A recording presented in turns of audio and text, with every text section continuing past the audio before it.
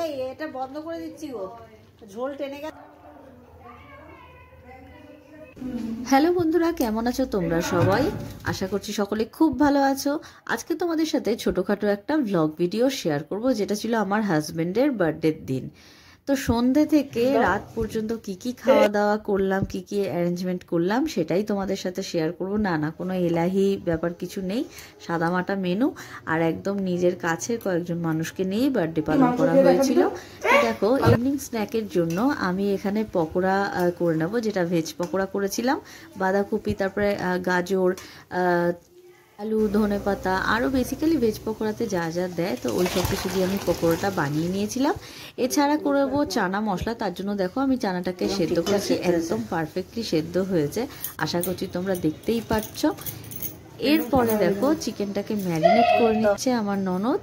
তো এখানে বেসিক মশলাই দিচ্ছে, একদম সাধারণভাবেই আমরা চিকেনটাকে রান্না করব, খুব বেশি ঝোল করব না, একটু কষা কষা করেই করব। তো সব কিছু দিয়ে দেখো সর্ষের তেলটা দিয়ে দিল, এবারে ভালো করে সব কিছুকে মাখিয়ে নেবে।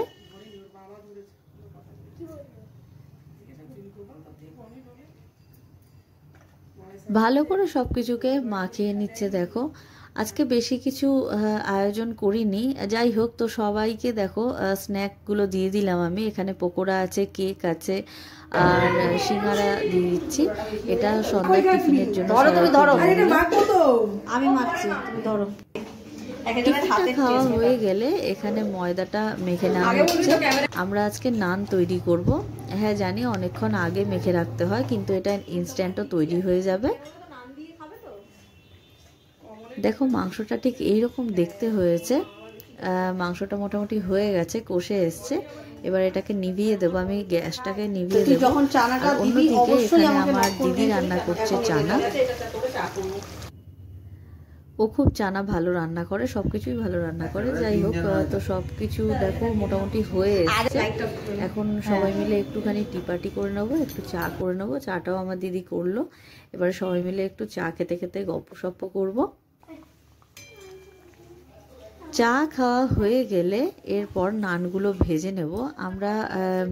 মানে ডোটা মেখে, ময়দাটা মেখে প্রায় 1.5 থেকে 2 ঘন্টা মতন রেখে দিয়েছিলাম। এখানে দেখো মোটামুটি সব কিছু রেডি হয়ে গেছে।